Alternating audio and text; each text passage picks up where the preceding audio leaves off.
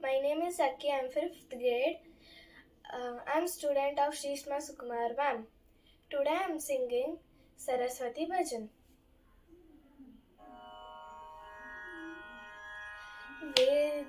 विद्यादायिनी शारदे विद्यादायिनी शारदे नाद ब्रह्मस्वर नाददायिनी नाद ब्रह्मस्वर नाददायिनी मधुरिम वीणा वादिनी मधुरिम वीणा वादिनी पुण्य पावनी वरदे वरदे पुण्य पावनी वरदे वरदे परमानंद वत्सले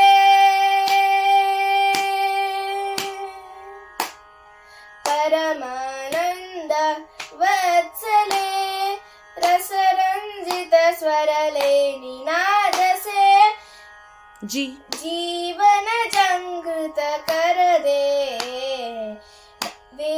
विद्यादायिनी शारदे नाद ब्रह्मस्वर नाददायिनी मधुरिम